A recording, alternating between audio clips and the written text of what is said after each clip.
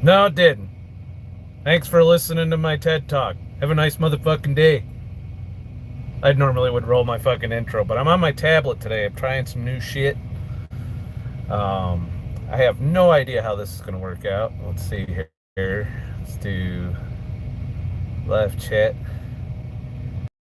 Um, anyways, I'm in fucking Tennessee. And yeah, you might notice that the truck isn't running. That's because the fucking dickheads decided to re-enable the idle shutdown, which means after 5 minutes, the truck shuts off. And it's supposed to, above 70 degrees, not do that.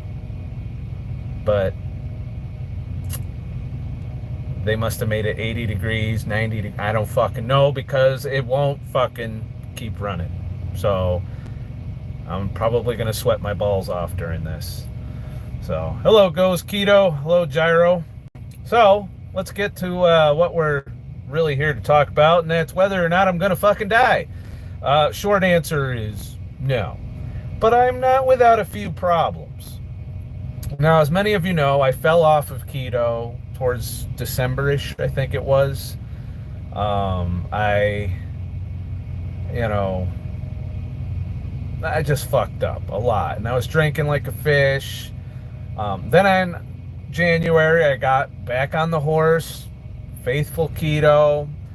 And then I came out on the road all gung-ho, and then I started to have one too many cheat meals, and the next thing you know, I was doing ADF, trying to, see if I could offset the cheat meals with fasting. And as you know, I passed my blood pressure shit, and now I have my 2-year clearance to be in this box. But I also was getting lab work done, and I discussed this a little bit during the premiere of the last video, but now I'm going to actually go through the letter from my doctor and the numbers. But long story short, I'm vitamin D deficient. It's only 10. Like, he wants to put me on prescription vitamin D and then have me come in for labs again in 6 months. I'm debating that. I have no way of getting my prescription out here, so for the next 2 weeks at least, I won't be getting any supplementation, and I'm researching whether or not I want to supplement at all. So running aces, try putting something with a little weight on the pedal to keep it idled up a bit, a gallon chug of water. I have tried everything, like literally everything running aces. I looked up every trick on the internet. The only thing I haven't tried is putting a hand warmer and duct taping it to the temperature sensor on the fucking mirror. But I tried vice gripping down my gas pedal, keeping the RPMs around 1200. I've tried 1400. I've tried 800. I've tried cruise control. I've tried putting the drive brakes in and just leaving the trailer brakes holding the thing, and none of it worked. It literally just shuts off at 5 minutes flat every single time. It did work when it was below 20 degrees, so I'm hoping above 80 degrees it works, but then I'm going to have that uncomfortable 75 to 80 degree range where it's kind of sweaty warm in here and shit. Sorry to get sidetracked, but I'm just addressing the chat and shit. This is a live stream, so we're here to hang out, we're here to talk, we're here to discuss shit. D3 with K2. I don't know, Gyro, what the prescription is, but I know why my vitamin D level is low. It had nothing to do with my diet. It had to do with not going outside and it being wintertime, and most people are deficient. And I'm even more deficient than that because I didn't go outside much during the winter. I'm getting outside more, and I'll just be conscious to eat some, more magnesium and more vitamin D, because those two kind of work together to bring my vitamin D levels up. And hopefully with a couple supplements, I don't know, I'm not big on that. I'd like to try and do it naturally, so I'll be taking walks in the sun when it's out. It's not out today, but when it's out, I'll do that. So I was over the normal because I was taking 50. Well, they say you don't want Cicero. They say you don't want high vitamin D because that can cause you to have plaque in your arteries. So Yeah, you want your vitamin D to be normal. That's it. You don't want it to be super low like mine or super high. So there's that. But let's get to the fucking letter and shit. So hello, uh,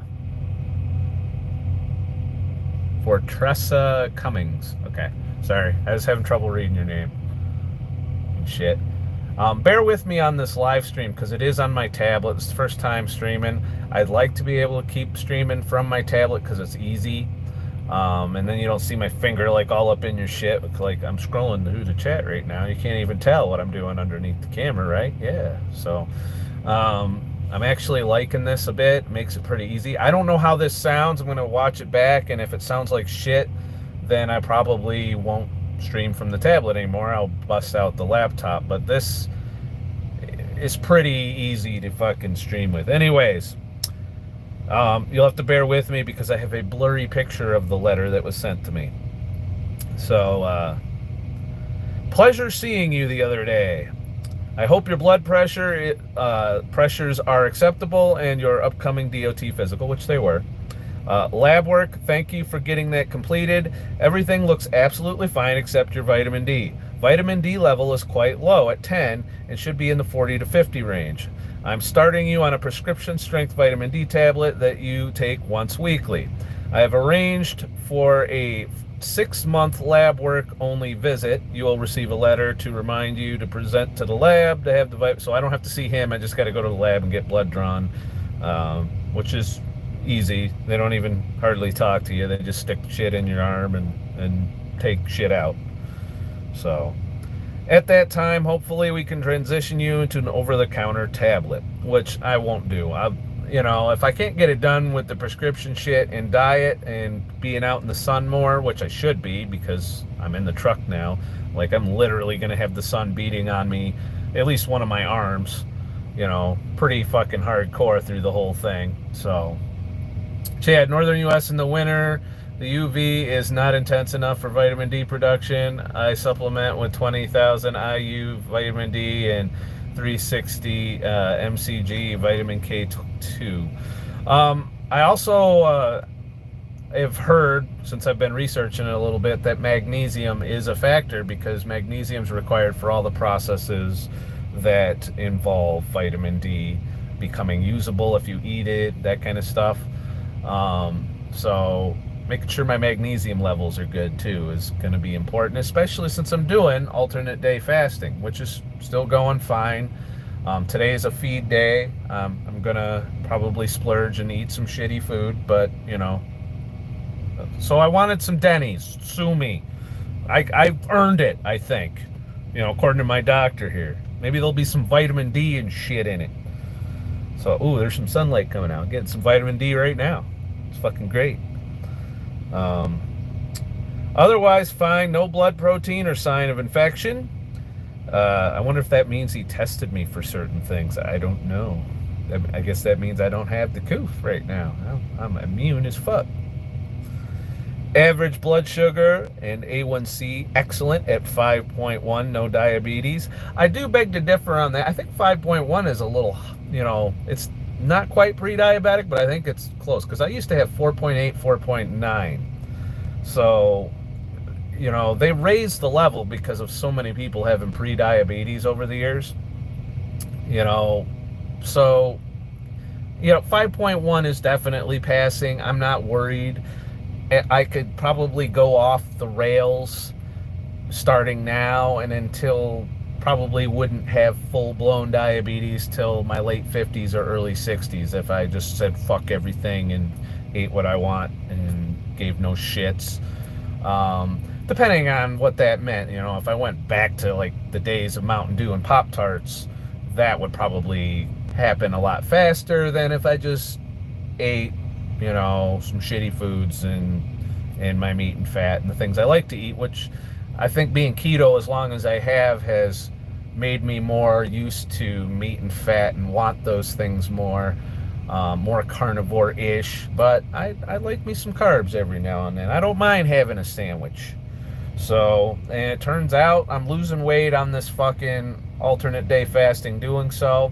And like I've said before, if I can keep doing ADF and get the same results, I'll keep doing it this way until it stops working. And it will. I think it will. Like, I don't think you're allowed to just eat like shit and hit your goal. Because it didn't happen all those many years ago when I did it the first time. I lost 50 pounds, I think, just eating like shit and doing a whole lot of fasting. I don't anticipate that's what's going to happen. I anticipate maybe 3 to 5, maybe 8 pounds of weight loss per month. 8 would be awesome, but I'm probably going to be more like 4 or 5 pounds a month. And then it'll plateau at some point, and I will have to take the carbs out and start being more keto on my feed days, and maybe even do straight up water and black coffee on my fast days.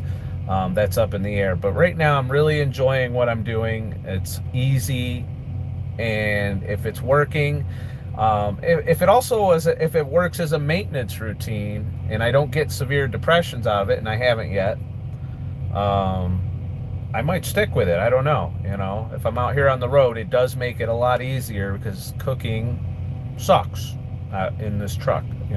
I can do it, but I don't want to do it half the time. Like today, I probably had time to cook, but then I saw the Denny's and I'm like, why spend 3 hours cooking when I can just go in, sit down, eat, fuck around on my phone, and leave and not have to do dishes after? It's fucking great. Doing dishes in this fucking truck, especially since the fucking thing doesn't idle, is not fun. So there's that. Let me check with the chat here.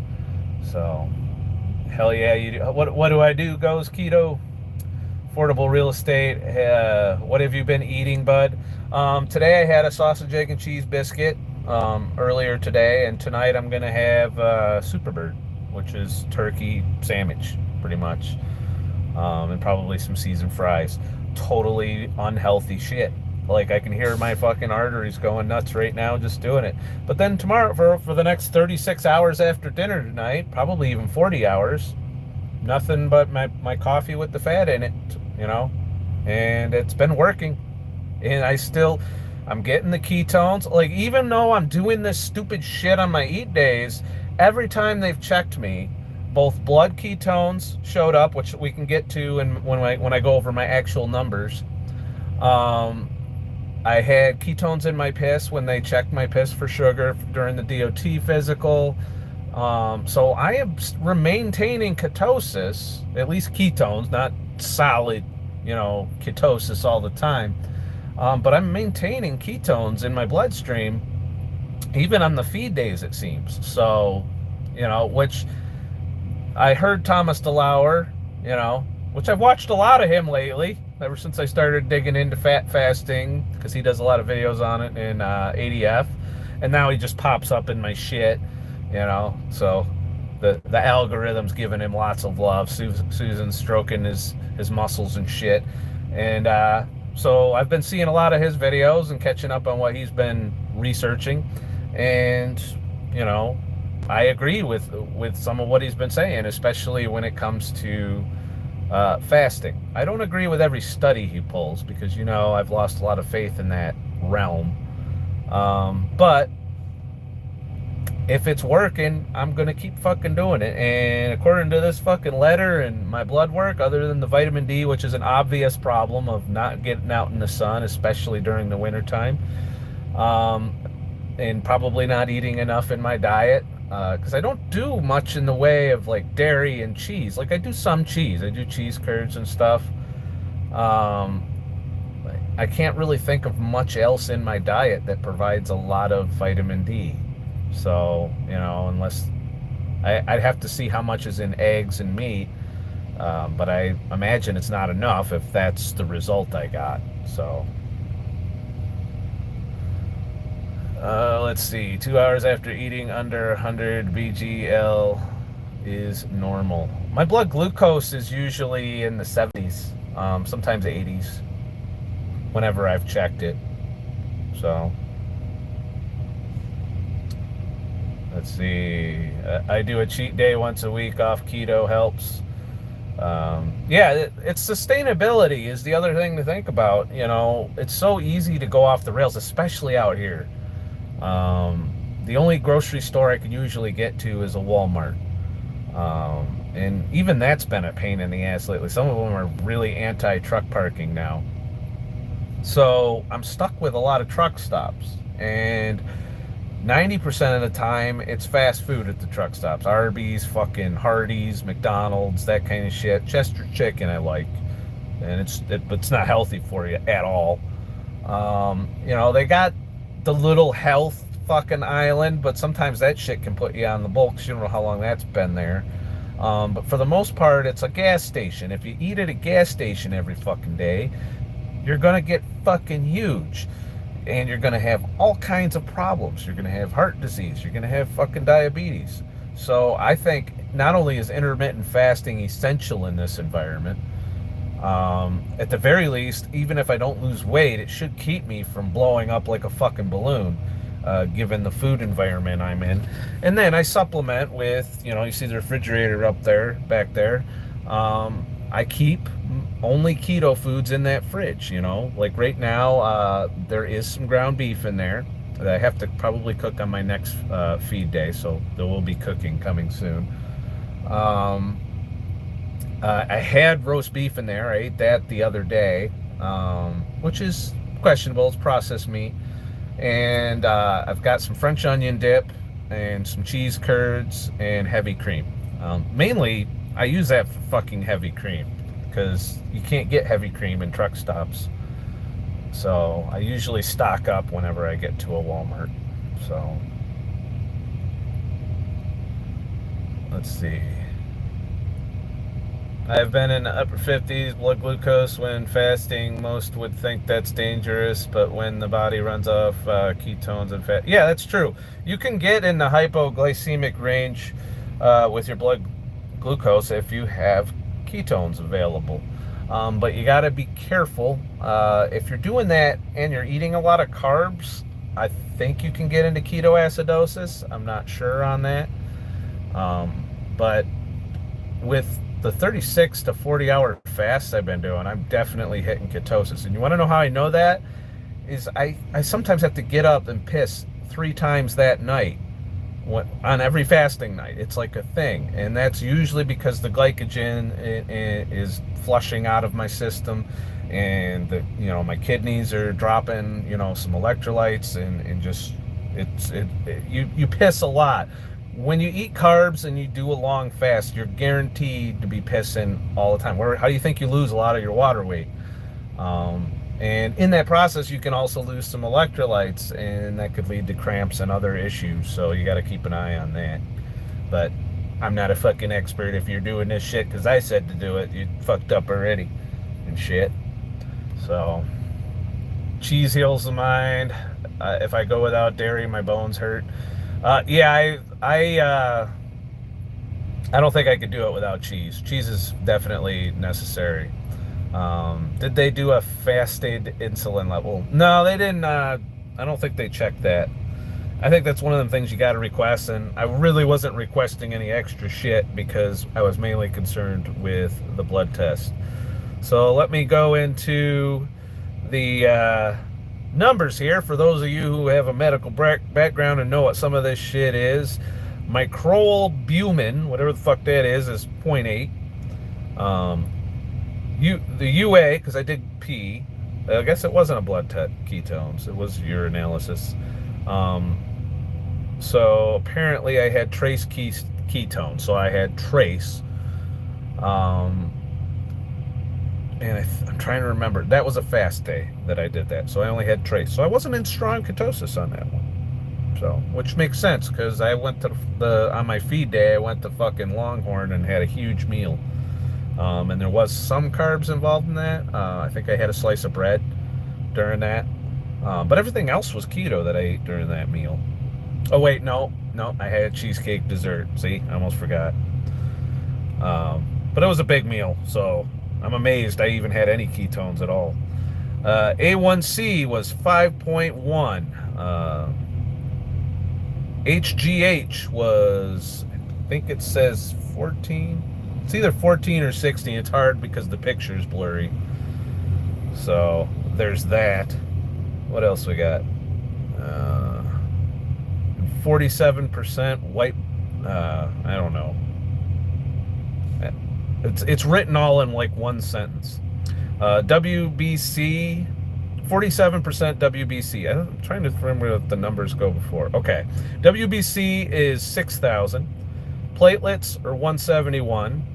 TSH is 0.9. Vitamin D is 10. Sodium is 145. Potassium 4.7. He didn't say that that was deficient or anything, so apparently I'm keeping my electrolytes good. He didn't comment that my sodium was high or anything, so I haven't looked to see what the range for sodium should be, but it's nice to know I had some potassium. Well, it's potassium chloride. Oh wait, no, that's potassium. Chloride is 106. CO2 is 26. BUN is 14. Creatinine 1.1. My glucose was 83. AST was 28. ALT was 60. Total cholesterol was 184. Triglycerides were 82. HDL was 44. And LEL was 123. And I looked up the ratio of triglycerides to HDL. It was 1.86. Anything under 2 means you are not at risk of heart disease, or you're at lower risk, I should say.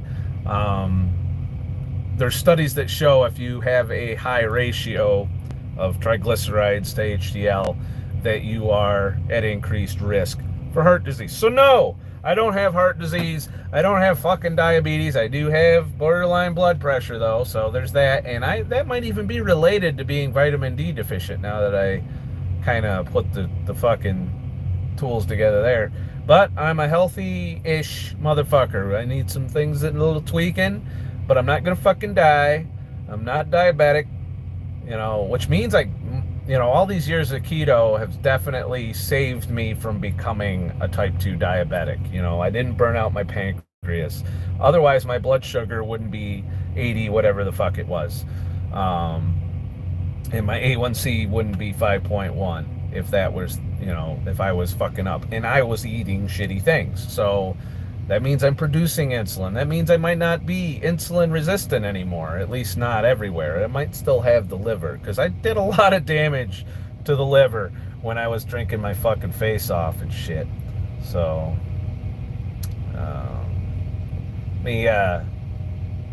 continue. Affordable real estate. You can park somewhere and have keto Chipotle Ubered to you, tons of meat and lettuce and sour cream. Where I'm parked today is a small town fucking truck stop, and no, there's no Uber, and there's no fucking. You got to understand, I don't like parking in cities. Usually there's no parking, first of all, because it fills up quickly, unless on a day like today where I can pull over really early. But usually by late at night, the city truck stops are shit shows as far as parking goes. Do I occasionally get to do that? Yes, but the stars have to align. Ideally, I like rest areas more than truck stops. I can't tell you, how many times somebody has backed into my shit at a truck stop or fucking scraped my shit and done all kinds of shit. And it's a risk when you park here, because you'll be sleeping in the back and somebody will fucking rub your truck or some shit. It's happened to me multiple times. It happened back in 2020 when somebody literally backed into the front end, tore the bumper off, and it caused me to have to fucking have the bumper cut off so I could drive it, because they didn't want to fix it. They wanted to bungee it. I was like, no. But it's not as easy. A lot of people, think it's just, just Uber deliver. No, there's times when I'm nowhere near anything, where all I got's whatever's in the truck stop and in my fridge. I do keep some snacks around and some food and some beef jerky and stuff like that, and if I have time and energy, I do cook and I do eat keto. But for now, I'm not restricting myself in terms of within reason. I'm not gonna drink any sugar. That's off the table. I'll never go back to the Mountain Dew days or, putting sugar in coffee. I don't drink sugar. You know, I still use, even when I'm eating like shit, I'll still use my Splenda Naturals in my coffee. Um, I try and take care not to go fucking batshit crazy. I also don't like gorge myself. On my feed days, I do try to eat 2 meals and a snack to make up, you know, because I don't want to over fast. I want to balance so that I don't drop my metabolism. And so far, so good. I haven't noticed any symptoms of metabolism drop. If anything, on my fast days, it really ramps up quite a bit. But I know if I don't, you know, if I don't treat that feed day like a fucking feed day, like eat a little bit more than normal, then my metabolism could drop. But I'm careful about that. That doesn't mean go out and eat fucking 5 Cinnabons and to get my calories in, you know. It's more like, you know, I could get away with 3,000 calories that day. So, yeah, I can have one treat if I want. But mainly it's meat, fat. Meat and fat is the most important thing to do, you know, and I can't stress this enough. Because of the way the fast is, the 36 to 40 hours, you can start to whittle away your lean mass if you don't immediately, like the first meal usually should have some protein. I go for the breakfast sandwiches or stuff like that for my first meal, usually just because I want the eggs, the meat, the cheese, all of that, even though the cheese is horrible for you. But getting that protein in the first meal, I feel is essential to prevent, you know, losing your lean mass. But I'm not an expert. It's just my fucking theory and shit.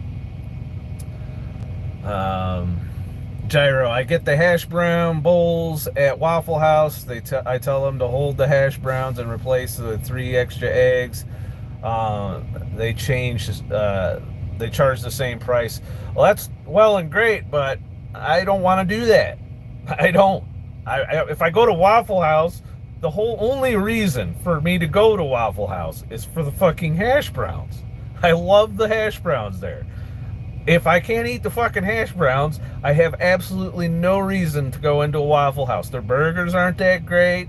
You know, yeah, they got some breakfast shit, but I can get breakfast shit at Denny's. You know, eggs are eggs as far as I'm concerned. Some egg quality is better than others. There is a diner I went to that had like farm fresh eggs. It was fucking great. You know, but if I can get a steak or a ribeye, I go for that. If not, I go for the breakfast sandwiches in the early part of the day.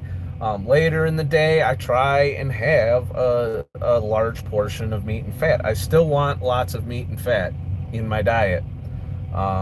It's probably the most nutrition you can get out of these shitty fucking foods that are out here. Chicken every once in a while. I don't want to do chicken every day because that doesn't really provide the same nutrition profile that like any red meat does. And eggs are like a superfood for as far as nutritional value. And nutritional value is important because of the fasting period. You don't want to be deficient, even though I'm deficient in vitamin D. You don't want to be deficient on your fast day. So if you're not getting all your nutrients on the feed days, and some days I'm not, to be honest with you, but as we just read, the only thing I'm deficient in is the vitamin D. As far as my electrolytes, they were fine. He didn't check all the vitamins, so I don't know. There might be some other deficiency I'm not aware of. Maybe I'll ask him to next time. I don't know. But that'll be a year from now. Let me just get through this year and see where I'm at. And if I can't, if I plateau weight-wise doing the shitty food eating, which I predict probably it'll be a month or two, I might get 10 pounds of weight loss out of the deal and then plateau. Then I'll switch and I'll do, keto as much as I can, even out here on my feed days. But we'll see. Honestly, I like fucking the way I'm eating right now. If I could do this and not fucking die, so be it. I don't have to fucking be a Thomas DeLauer rip my shirt off guy. If I can go to the doctor and he sends me a nice love letter like he did every time I go to the fucking doctor, I'm winning. You know, it means I'm not in the hamster wheel. I'm not getting fucked.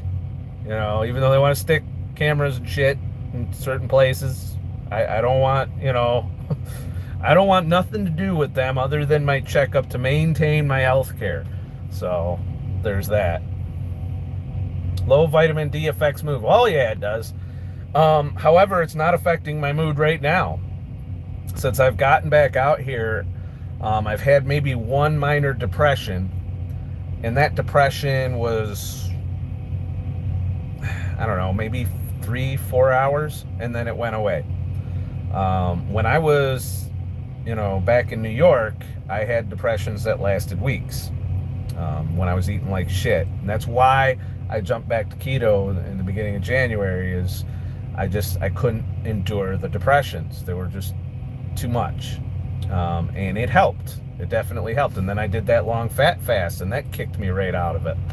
So, but coming out here and getting out of that, you know, environment that I was in has definitely made me feel a lot better mentally and physically, for that matter. You know, being out here, you know, I've the energy to put in 70 hours a week and still do something at the end of that, you know, is awesome. You know, if I was depressed, I don't think I would have the energy and will to even do that. You know, I'd probably slack off and not do as many fucking hours, you know, and drag my feet on all the loads and shit. So, Scott, you getting technical here? Am I getting technical? Robert Rom, I did blood test a few years ago. Only thing was red blood cells were too high. So, Gyro, eat a big fat salmon every week. It has vitamin D. Hold on while I pull salmons out of my ass. What kind of fucking truck stops do you got over there, Gyro? Where do you think they've got all of this fucking food here? There was one truck stop I went to, all I could get was a T-bone. They didn't have anything else. The T-bone or the burger. That was it. They didn't even have fucking chicken or fucking onion rings or nothing. Don't forget, the world's ending. We ain't got shit. Fucking, there's no supplies. You know, there's nobody bringing fresh salmon to the fucking Flying J. You know? Ah, shit. Christina Ochops, how's your gallbladder? As far as I know, good. I don't know if that's part of the tests. I haven't had any stones or anything or any problem. I definitely don't have any problem peeing, and it doesn't hurt when I pee. So I don't have any gallstones or anything. But I don't eat a lot of, you know, oxalates. I don't eat a lot of vegetables. So I don't anticipate, you know, most of the things that cause problems with the gallbladder, you know, as far as the fat, that hasn't been an issue at all. Every once in a while, maybe I take some shit, you know, a bad shit. But half the bad shits, I think, is when I eat the bad foods. Or when I switch between my diets, tends to not go well on the bowl. But other than that, I don't anticipate it being a problem. I don't have any pain to speak of or digestive issues or anything. Even when I eat like shit, it seems to be fine. That doesn't mean it's good. I'm sure some of these things will have long-term ramifications, but in the short term, I'm doing fine as far as doing ADF with the shitty foods is going. But it's only been a few weeks. It's too soon to really make a judgment call on how that's going to affect me. We'll find out when he runs my labs again. I might, you know, ask if he can do some extra tests during those labs and see, you know, what else I can get added to it. Just out of curiosity, you know. But at the same time, I'm kind of reluctant to do that because I don't want to get sucked into the fucking medical system. So, M. Hammer, American Heart Association caves on low carb diet. Keto protects heart. Dr. Ken Berry. Yeah, I saw that headline. I didn't watch Ken's video, but I'm glad that somebody fucking official finally acknowledged keto, because there's still, like, I in the comments somebody told me I was gonna get fucking plaque in my arteries from eating keto, and I know some of you that watch me because I do all the political fucking bullshit and the ranting and raving and all the other stupid shit I do, aren't anywhere near on board for keto, so I understand that, but keto is still my preferred diet. When it's easy to do. But keep in mind, I have an addictive personality. I can get sucked back into the standard American diet quite easily. But at least now I have the knowledge to know how to counteract it a bit, how to slow the damage. And like I said at the beginning of this, I'm impressed that I didn't do more damage than I did because I took that, I forget how many months it was, for financial reasons, that I dropped off the diet purely for that. And boy, did I feel like shit because as a result of that. Mostly mental health bad, but there was times when, some of the foods I ate just weren't, you can tell I wasn't eating food. It didn't feel good at all. And I started to figure out that I just couldn't go back to like things like ramen noodles and fucking lots of pasta and stuff like that. Like if I ate like that every day, I would have no energy. I'd feel like shit. I'd need a nap for sure. So, now the only time I need a nap is if I get up at 3 in the morning and start my work day. By around 3 in the afternoon, I kind of want a fucking nap. So there's that. But for the most part, I've been doing just fine as far as I don't get tired at all while I'm actually working. So I'm alert and shit. It's all good. Let's see here. Sam, hi RIF, hi IRF here. Live show, awesome. I'm not sure what that means, but thank you. Thanks for hanging out. Gyros, at Gyrosman. Okay, you guys are talking amongst yourselves and shit. So, anyways, that's it. I'm healthy. Keto is king. Yes, keto is definitely the healthiest diet in my opinion. There, I don't want to get smacked down. I haven't forgotten that it's still a shadow bannable offense to talk about keto, but it is what it is. I can find keto videos, and a lot of you can find keto videos, but the chance of somebody new finding a keto video is pretty fucking low. As in, they're not running in the searches. Not easily, unless someone's looking for keto exactly. So, if you just look up healthy diet, what do you think the chances are of a keto video showing up on there? It's probably going to be vegan shit, but not keto. So, Dr. Wallach has offered $1 million to anyone who can prove beyond a reasonable doubt that cholesterol causes heart disease or any other disease. Well, there is no proof. It's all fucking epidemiology. That's all they're really fucking doing, I mean, that whole fucking diet heart hypothesis that came from Ansel Keys' asshole has polluted our diet and dogma for so many fucking years that we're still not fully recovered. There's still a lot of people who think all fat is bad. Some fat is bad, the fat they cook your fucking McDonald's fries in is fucking bad. The fat that they fry the chicken wings in, that's bad. The fat that's on a fucking ribeye is probably some of the best fat you could eat. Some fat is good, particularly, I believe, animal fat. It's, the closer you are to fucking nature, the better the fat for you. It used to be when you were a hunter-gatherer, you couldn't get enough fat. You'd eat every fucking ounce of that shit. Whole animal and shit. It didn't taste good. No, you ate it so you didn't fucking die. But now everybody has to have good taste and shit. I can't talk shit because I don't think I could eat the whole animal. I'd have to be pretty fucking starving to eat the whole animal. to where you're cracking like the brain and then, eating fucking, yeah, I don't think I could. I don't think I'd be able to I can't even fucking do liver. Shit.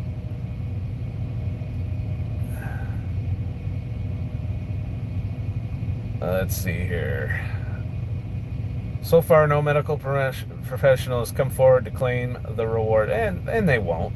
You know, um, it's you got to remember the money that's involved in this. It's the perfect business model. They could have the last 2 years encouraged you to eat a healthier diet and take better care of yourself, lose weight, stop being pre-diabetic, stop being obese or overweight, and all of that. Instead, no, we didn't do any of that. No, we're all about what we can stuff in your arm, not what you stuff in your mouth.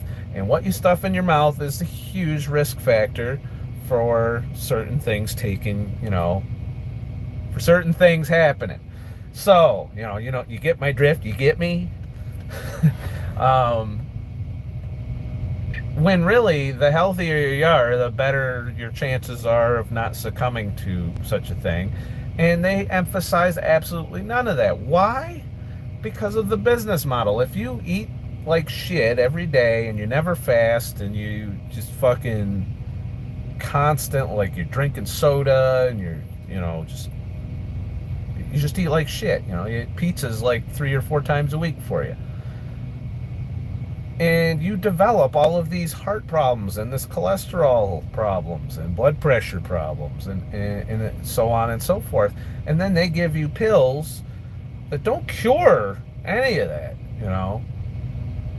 They lower some of the symptoms while giving you other symptoms, and they charge you a fucking small fortune, or your medical provider, your insurance provider or whatever.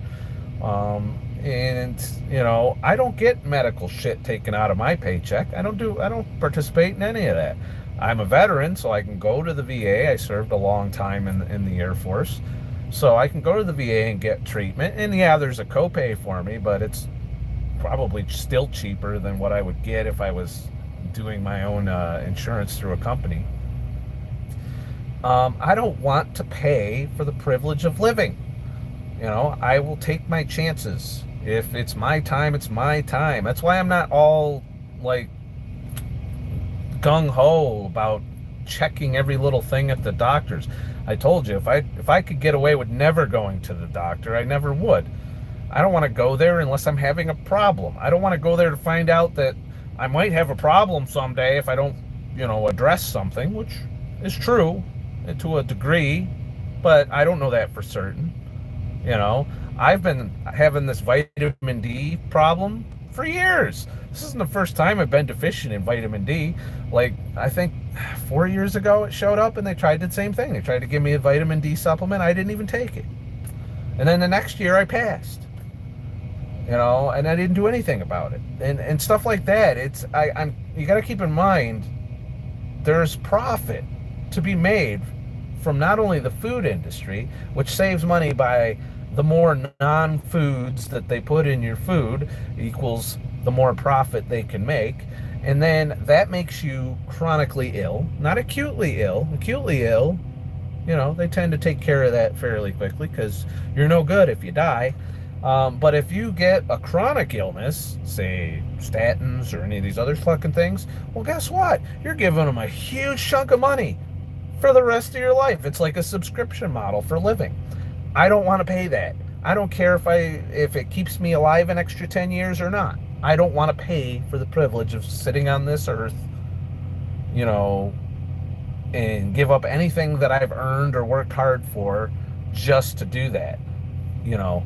That's not me. I've watched people who are in their elder years that lose everything and go in the fucking nursing home, and they just watch their whole life get pissed away, and they sit down and they eat a grilled cheese sandwich, and they're so miserable. I've seen it with my own eyes, and I said, never will I do that. And I also said, I won't subject my own mother to that when as she approaches her elder years. She's turning 70 next year. I don't want anyone to go through that, and I certainly don't.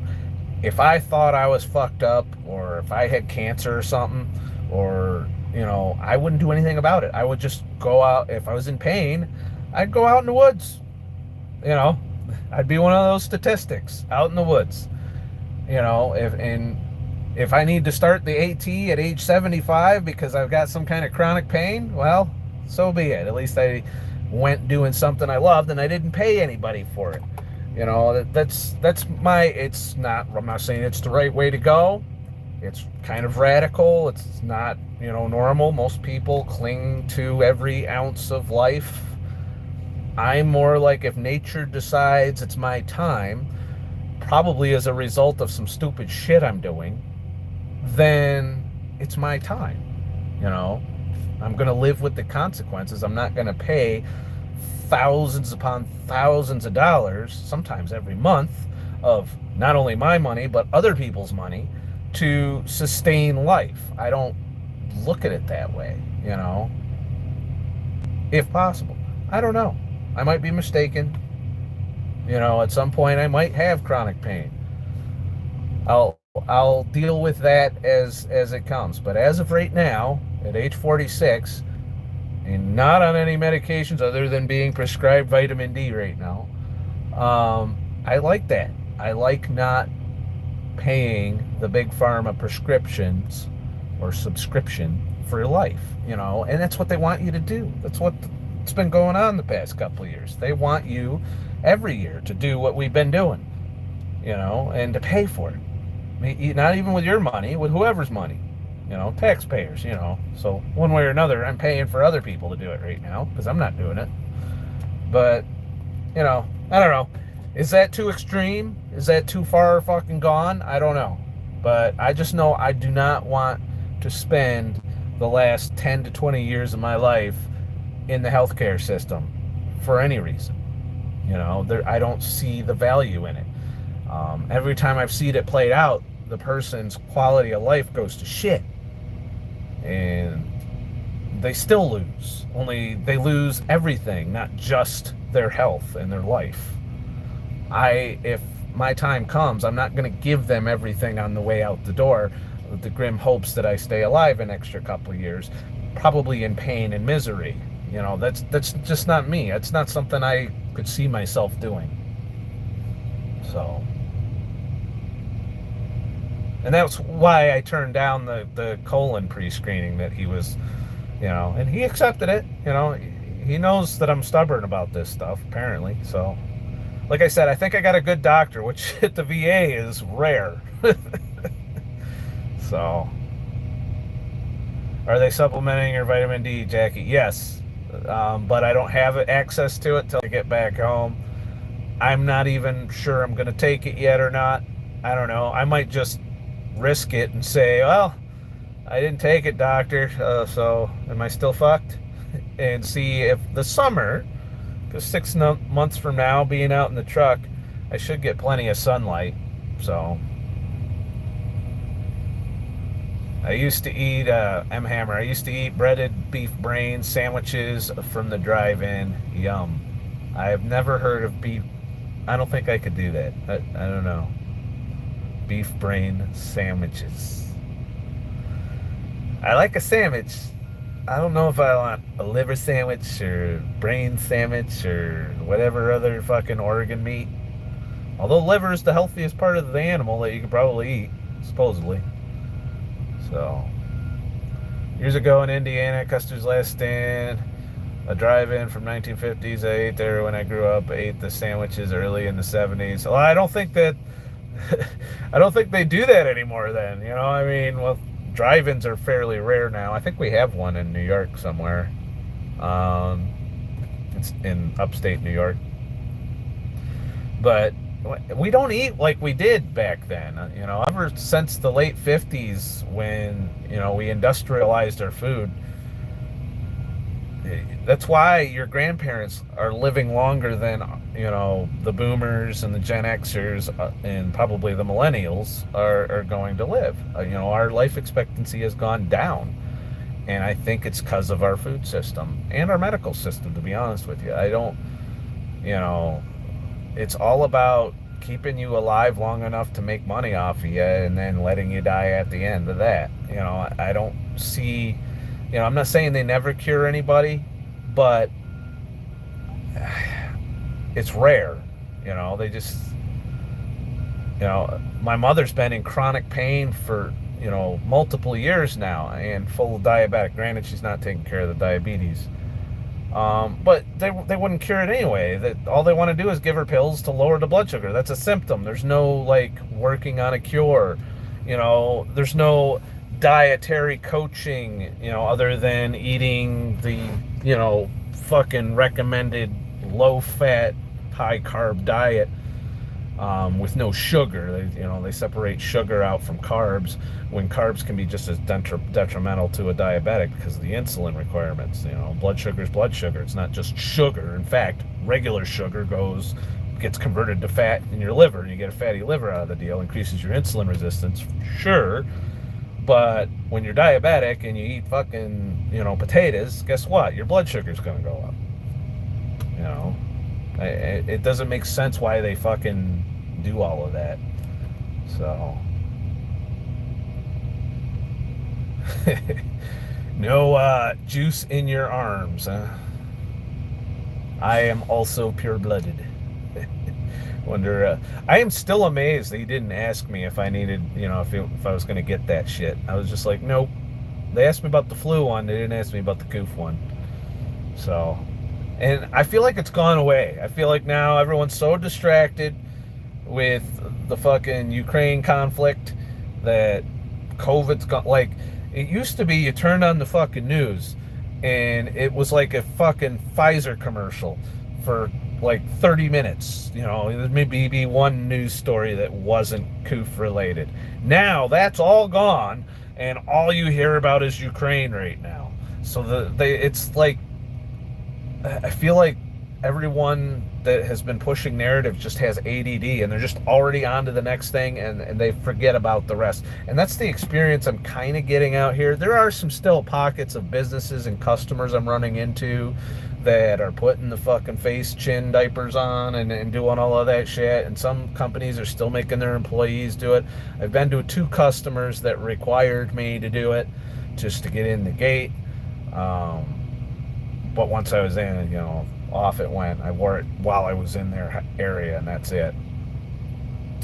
But other than that, as far as out in restaurants or doing my thing, no problems at all anymore. It's like a shitty memory at this point. And even back in New York, it was like a complete fucking 180 from what it was before. And I'm glad. I'm fucking glad that we're done with that. I would like not to have nukes fall on our fucking head, if we can manage to pull that off. Last night I laid down and wouldn't you know it, what pops up in my feed is I have the History Channel I'm subscribed to on YouTube, and they have this TV show, I forget, it's like Disasters, How the World Ends, and it was a nuclear disaster and it involved us and Russia, and eventually Europe. And it just went through the whole scenario in gruesome detail with computer animated blowing up of shit and the aftermath and just, they got this one dude, this kind of bigger guy with some shit in his earlobes and shit, and he is just he's on every one of those shows talking about how fucking, how bad it's gonna be and how everyone's gonna fucking die, and it just, I fell asleep kind of watching that. It's great. So yeah, I was having warm fuzzy dreams that night. Ah, shit. But we don't gotta worry about the fucking pandemic anymore, apparently. Oh shit, I said the P word. Shh, don't tell YouTube. So, is the stream going all right? I haven't heard any comments that it sucks or anything. Is the picture good? Is the sound good? I'm just curious if this is fucking going good. You guys get me going on some good tangents. I was worried I'd just sit here and stare at the camera and be like, what's up? Yeah. I like that we're actually talking about shit. Which I was a little worried because I didn't know how many nutrition people I still had that watched me after all this other shit I've done. So, Let's see. Uh, is it Derek? Sorry, I'm having trouble. The names are really small and on this chat. I wish there was a way to make the fucking chat bigger. COVID has caused me to have small flare-ups of inflammation in my joints. It turned into an infection in the joints. I have found a round of antibiotics fixes the problem. I eat carnivore, FYI. I'm wondering if the coof contributed to my high blood pressure. I don't know. You know, it definitely contributed to my lack of vitamin D and that I stayed in a whole hell of a lot. But I, with all of the heart things that are linked to both that and the poke, it stands to reason that it probably does have some kind of, chronic effects. And there's nothing I can do about it, as far as I know. But other than the blood pressure problem, I have not really had an issue with, I don't have any pains or trouble breathing and, or anything like that. I cough every once in a while, but only because I swallow a mouthful of dust that's tainted with trucker piss while I'm running around some of these truck stops. But other than that, I think I've got a strong immune system for sure. When you go in that bathroom and you hear 3 other truck drivers dropping a deuce, and it's just fucking, and you're just breathing it in, it's getting caught in your beard and shit. I'm pretty sure I have strong microbiome at this point. Probably not the healthiest microbiome, but it's definitely strong. And my immune system's definitely getting the workout out here for sure. COVID is over till well, everything's over till the midterms, Gyro. They gave on full-on a Trump speech at the fucking State of the Union address. They want you to forget all the stupid shit they've done to you for the past couple of years, just until November when they can maintain control of the House and the Senate. So right now they're going to be stroking the moderates off, and us libertarians, they're going to be catering to us and the populists, but at the same time they're going to annihilate the progressives and far left. It's ridiculous. It's stupid, and I don't know how any smart person doesn't see through it. I don't know how dumb people don't see through it at this point. I mean, is life this good? I haven't looked to see what the gas price is right now, but it's probably fucked up. Aren't you feeling the burn? I don't care what political leaning you are. You got to, at some point, you got to take a person for what they say and what they've done. And regardless of their party and whether or not you're checking down the party line, who could argue that this has been a good administration? Look at where we're at. Tell me. None of this was happening before. Now it's all happening. And I think there's only some people to blame. And that's the Biden administration, Congress, and the Senate. All of them. Republicans and Democrats. They ain't getting good shit done, and they're spending tons of fucking money. And they turned off the fucking oil tap, and now they want to cut off, Russia on top of that. But they're not going to turn back on the faucet to offset it. I'm like, what the fuck? What the fuck? This is how their backhanded way of fucking getting the Green New Deal done. And then telling you it's all Putin's fault. Shit. Sorry. Little political rant there. I blame you for getting me going on that. Putin had a nuclear disaster, explaining their finances to oligarchs. I'm not sure I get what you're saying there, Sunshine. Seems like old times. Scott, we love your videos from the truck. I'm trying to film a lot more. I will say getting the tablet has helped with that a lot, and it's still a matter of time. I had some extra time on this load. I plan on filming. I want to do some reviews of some of the things I'm doing to live out here, because I'm nomad again. I want to start, what I do for, I want to do a review of this tablet. I want to do a review of some of the other things I'm doing to kind of turn this little box into a home for the time that I'm going to be spending in it over the next year or two. So look forward to that. You know, I'm planning a video where I do a review of this and maybe a few other gadgets that I use to, you know, take my mind off of the fact that I'm in a box in a truck that I can't fucking idle because it shuts off every 5 fucking minutes. Whoever fucking fixed that, I'm turning the shit in when I get back. I'll turn the truck and I'll be like, look, it was working good as far as idle goes. Fucking put it back, or at least make it 70 degrees. You know, I can live with 20 to 70 and not running the truck.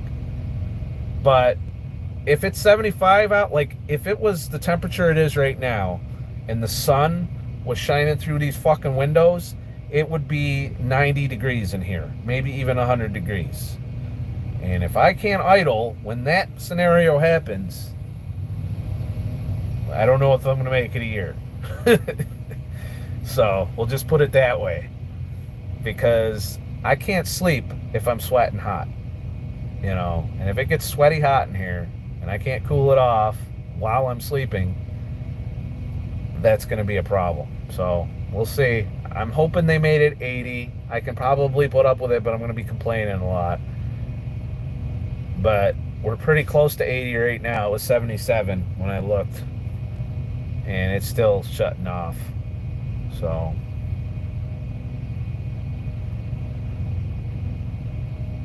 three sides of Scott: health, politics, trucking. We get our fix. Goes keto. That's kind of what my channel is now. I have to have it that way if I'm ever going to survive the censorship, really. You know, I like talking about some of the things that bother me in the current events and the politics. But I'm by no means an expert on any of it. And, you know, I like doing my rants that gets a lot off my chest. It's a vlog channel. This is a vlog channel now. Susan left me no choice. I can't do the podcasts I want to do. I already have to self-censor a lot. And I push the line sometimes. And I've got a community guidelines warning still on me. It's still on me from back in December when I got one for the COOF. You know, misinformation and shit.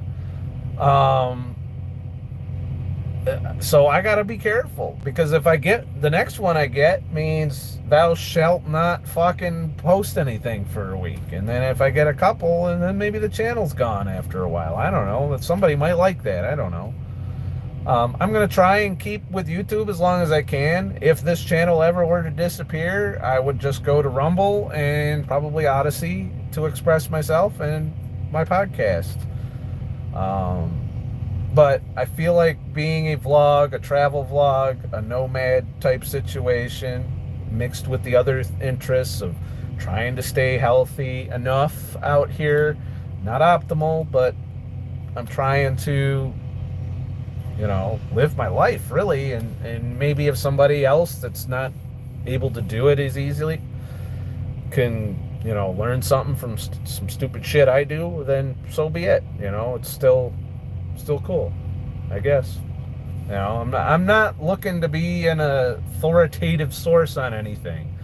I've done enough research on nutrition. I don't want to keep saying the same shit over and over again.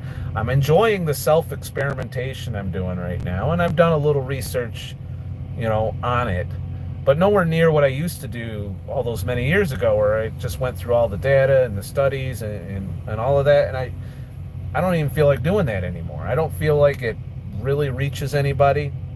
What really reaches people is when they see you do something and you're successful at it, or you fail, you know, and somebody does better than you, and they like to point it out in the comments and be like, hey, you're a piece of shit. I do this. I am the fucking keto star. You look up fucking keto on Google and I'm the first fucking search result. I know I do everything properly. I fucking do all, I have MCT oil in my ass. You know, there's those kinds of people, which I am not.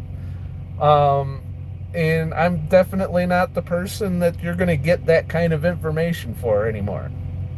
or from anymore. I'm just a regular dude in a truck who learned a lot about this shit, who lost a shit ton of weight, came back from pre-diabetes and whatever other fucking problems I had back then, fights depression through nutrition and lifestyle, and tries to eke a life out of this fucked up existence. That's what this channel is. And of course I like making music, I like doing other things, and so I share some of that with y'all. It's a vlog channel, really, at this point. Is what it is there, I guess. Let's see, I'm hammered. I flew once, got me 4 days off of work, decided no more sickness. That was in 1978. Sick free sin. I wish I could say that, but clearly I had the coof more than once over the past couple years. Goes Keto. Are you on TikTok? Yes and no. I have TikTok installed. I have flipped through it a couple times. I do have a channel on there, and I did try a long time ago to get on there, and then I deleted it, you know, because of communism and shit. And then a couple friends of mine are like, you got to get back on there. And I'm like, so it's kind of shaping up to be the new Facebook, I guess, for a lot of people. It is slightly less censored, considering the things that people are allowed to say on there that they would not be able to say on Facebook or YouTube, for sure. However, it doesn't mean it's not without its manipulation, and some people do get banned. Like I saw Steven Crowder bitching, and he's trying to get banned off of it, and apparently he's failing at it by talking shit about the CCP or whatever. Maybe they're just, you know, playing 4D chess with them, I don't know. So I've been reluctant to put effort into TikTok because I don't want to invest in some place and start talking like I talk, albeit a minute at a time, which would be very stifling. As you know, I can go, it's been an hour and 7 minutes, and I've been able to talk almost nonstop. So I don't know how well I'll do in the 1 minute at a time format. But I don't know. Let me know in the comments or in the chat if you're here right now.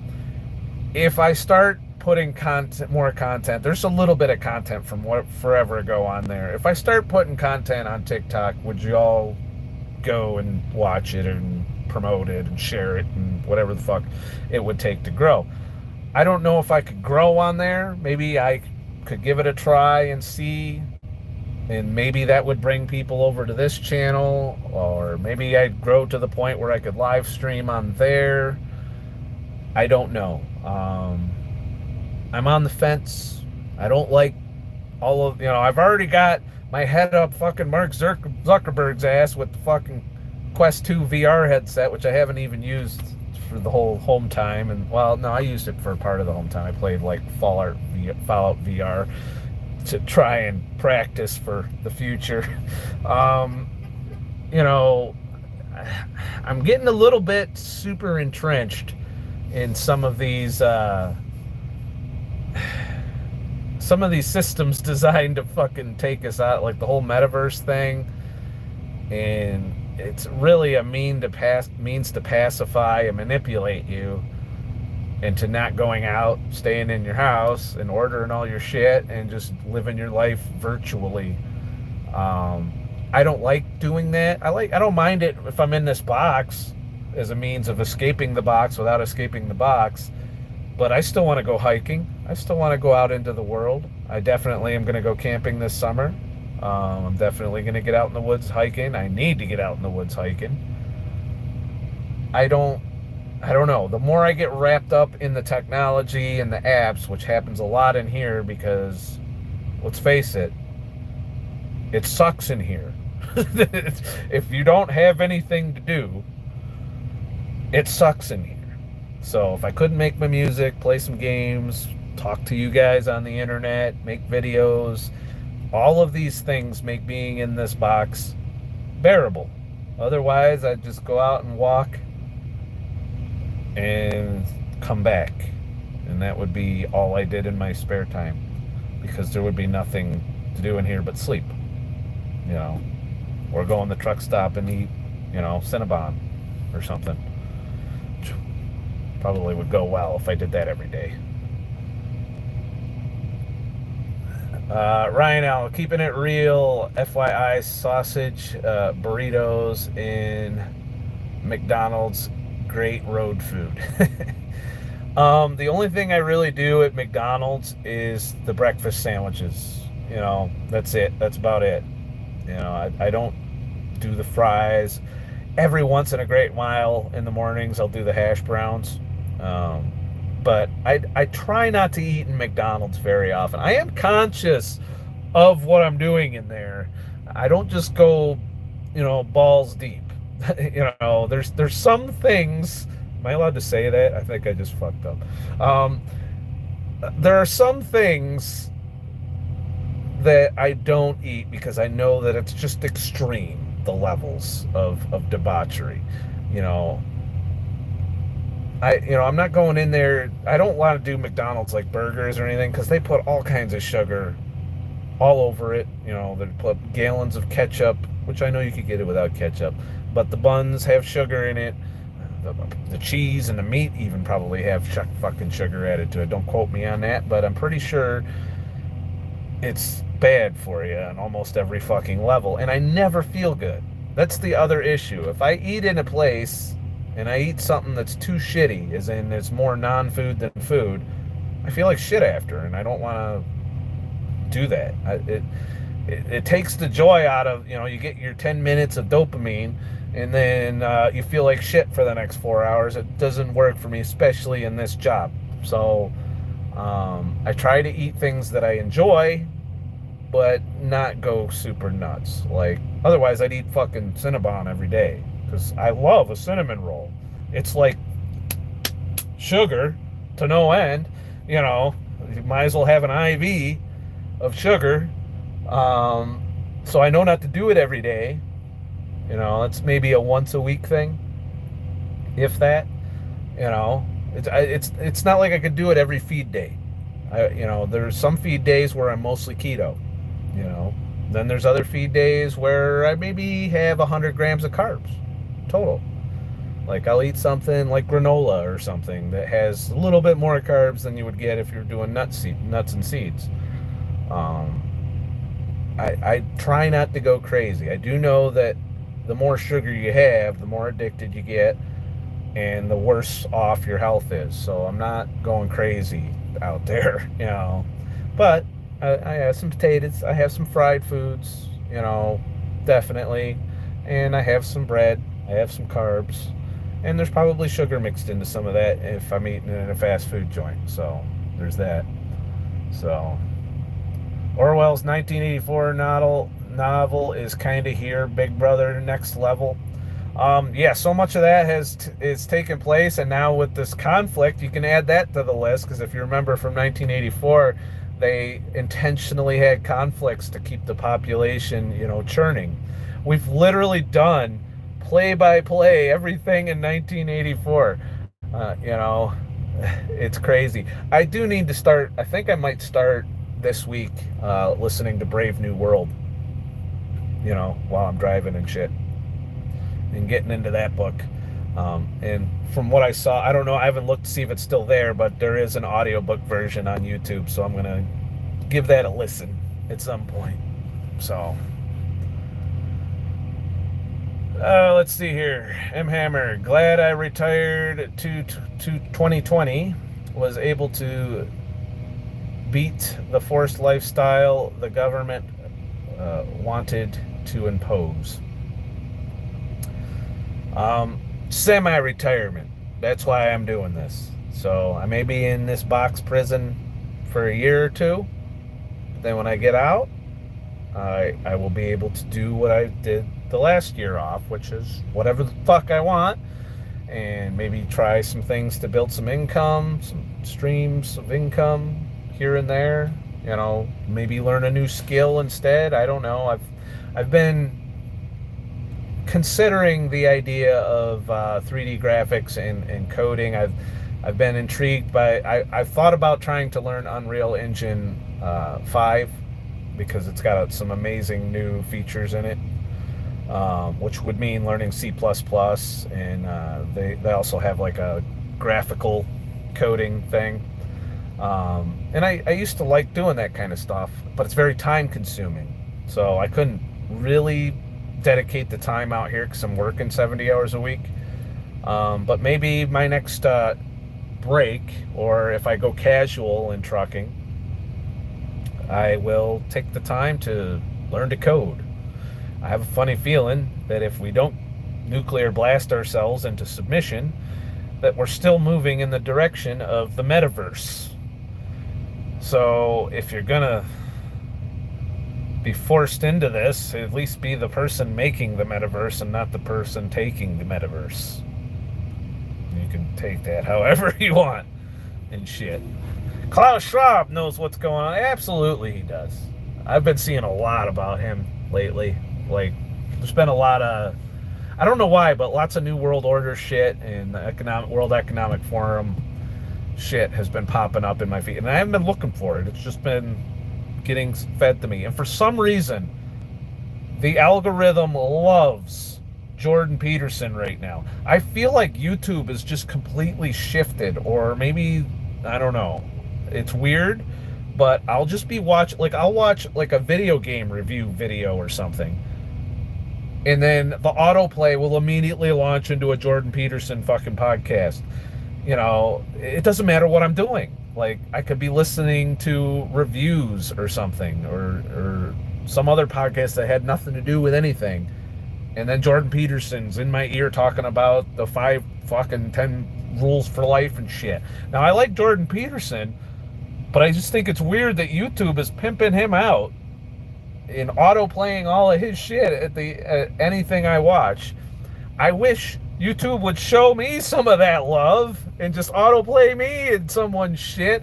I don't even think that I get autoplayed at all. I think most of the people who watch me have to watch me, or they've clicked enough of my shit that I at least show up in their fucking feed. But I really doubt I'm autoplaying on someone's shit. Even if they watch my videos, I don't know that I'll be autoplaying. Let me know if I'm autoplaying after something else you watched. It would make me happy to know that maybe the algorithm's showing me a little bit of love. I did notice an uptick in views. You know, I'm breaking the 1,000 mark, which has been a while on some of my videos. Now, granted, it might be the topics, but I don't know. It's weird. I can't figure out the fucking algorithm anymore and shit. Hello, Rosalba and shit. Did I pronounce your name right? Rosalba? I probably fucked it up because I suck. Angie Gracie, seriously, you've been abusing yourself. Don't tell me you're going to blame keto. That would be sad. Apparently, you just got in here, Angie Grace. If you scroll back in the video, you'll know that I'm healthy as fuck. It was clickbait, the title.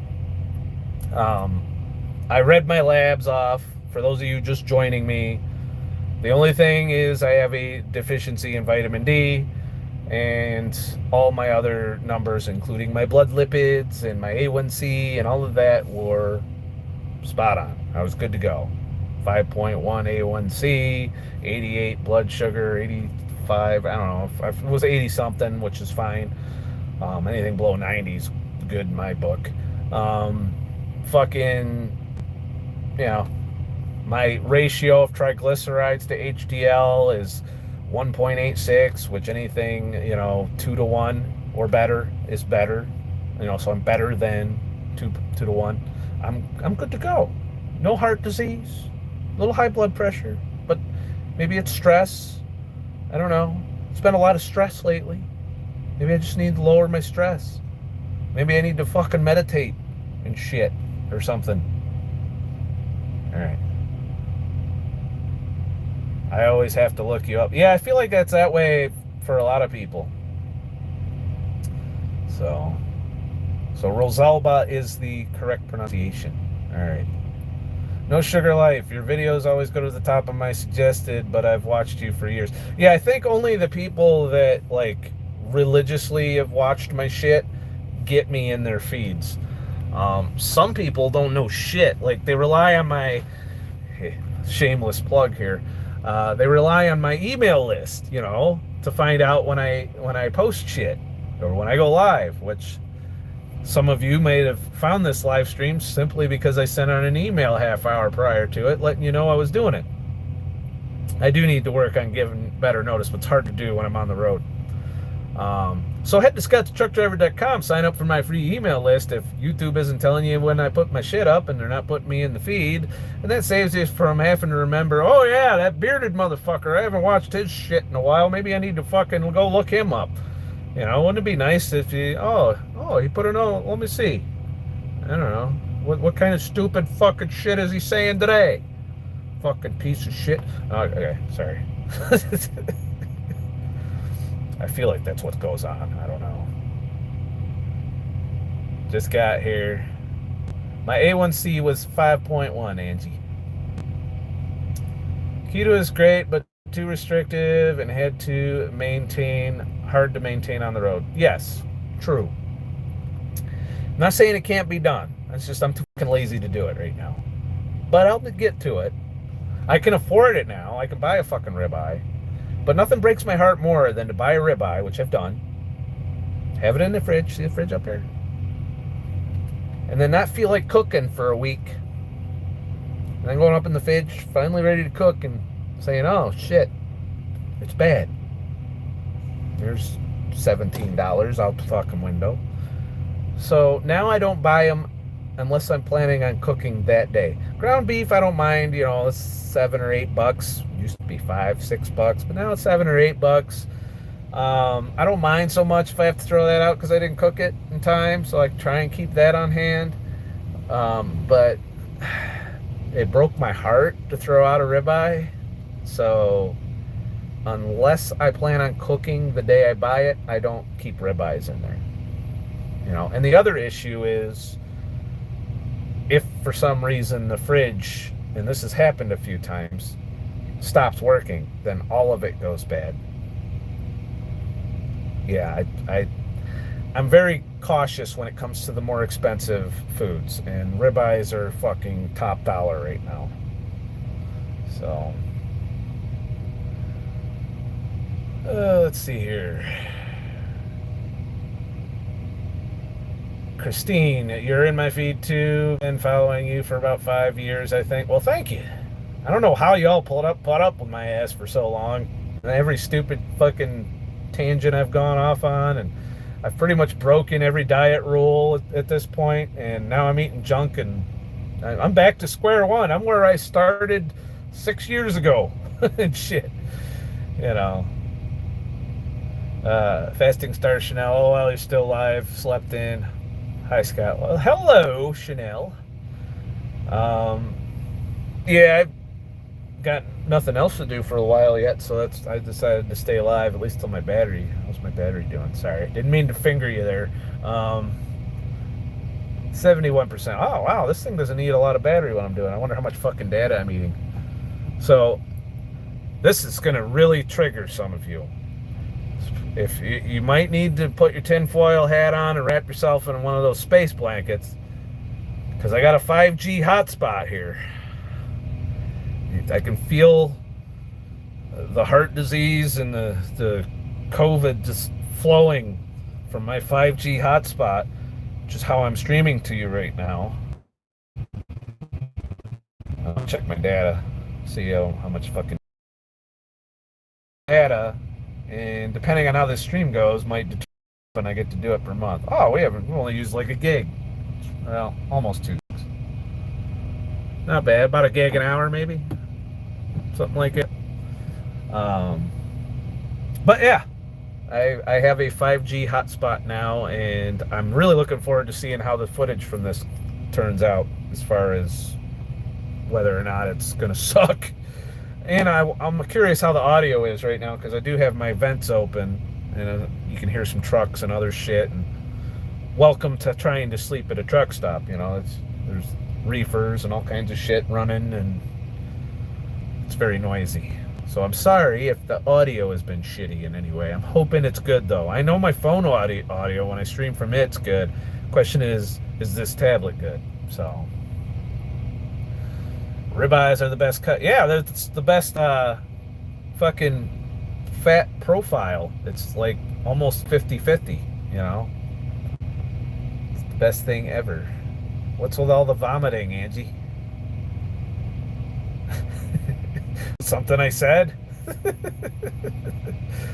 I have a 12-volt freezer working great. I did think about, see, the reason I don't put that in freezer mode, because I can lower that to become a freezer, but then I can't have my heavy cream, which means I got to drink black coffee or half and half, and not just regular half and half, but truck stop mystery half and half, which sometimes it's just out in like the warmth, and I'm like, there's no way. It's got milk in it. Why is it warm? Or it's the vegetable oil fucking creamer shit. Yeah, I gotta have my heavy cream, so I can't turn that into a freezer. Now, if they ever get me out of this piece of shit fucking truck and put me in a new truck, the new trucks have a fridge with a freezer. So then I can even have ice cream. Oh, look at that. That'll make me fat in my fucking feed days. But if I had a freezer, I would actually bring a ribeye out, because then I could freeze it, and you know, if I didn't get to it in time before it was going to go bad, I could throw it in the freezer, and then just leave it out the day I wanted to cook it and eat it then. Unfortunately, I don't have a freezer right now. I'm lucky if I have an air conditioner. I think if they fucking turned my ability to idle off in warm weather, which would piss me off. I hope they didn't fucking do that. If it fucking doesn't let me idle over 80 degrees, I don't know that I'll be in this truck very long. I'm just saying. And then forget when the 90 degrees days start coming, or the 110 or the 120 degrees days. Remember that time I got stuck in California?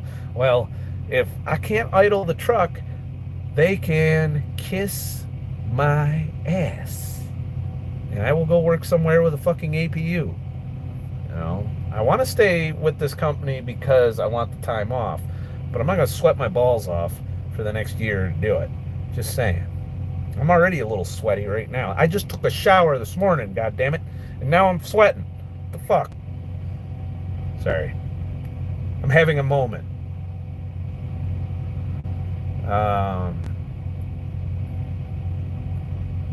Is it Mickey?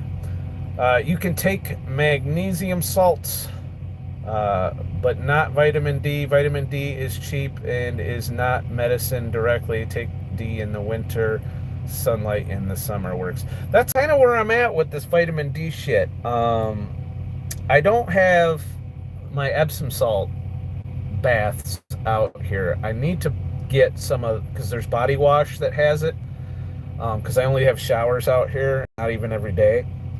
Definitely not every day. Like every 3 days I take a shower-ish. You know, when I can start smelling my ass, it's time to take a shower. But that said, you know, when I was back in New York, I could take a magnesium salt bath and soak for a half hour every day. In fact, I enjoyed it. Out here, it might become an issue. So there's some granola that I've been eating that's high in magnesium, so I'm getting some that way. But I do know, I'm well aware that there's a relationship between magnesium and vitamin D, and you could have all the vitamin D in the world, but if your magnesium is low or it's not up to snuff, which according to my labs I think I'm fine. I didn't see magnesium on there though. Sodium and potassium were good, but I know that magnesium is part of that whole formula. So if my magnesium isn't up to snuff and I take that prescription strength fucking vitamin D supplement, which I'm really not thinking it goes against everything I fucking stand for, you know. I'm anti-supplement. If I can't do it naturally, I don't want to do it. Now granted, there's some unnatural things I'm doing, so one could argue, well, if you're going to do that unnatural shit, you got to do this unnatural shit. But I don't like it. I don't like the idea of it. So I'm probably just gonna try and get more sun, eat more cheese, you know, maybe drink a glass of milk every now and then. Even though I haven't done milk in a long time. It's not that I can't, I don't have any problem with dairy, but still, it's a lot of lactose, and I don't like drinking sugar at all. And that's what lactose is, sugar.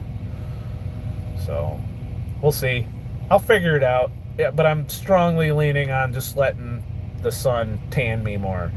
Maybe I'll take some time off in Utah or something, walk around in the desert and come back all, burnt to a crisp, and then go take my labs and see how that goes. Maybe I'll do that right before my labs. I'll go on a nice desert hike with not enough water like I did last time. Ugh. Cheers with coffee. I don't have any coffee right now. I drank it already. I got water. Room temperature water. Essential to learn to drink your water warm. Not warm, but room temperature when you're a nomad.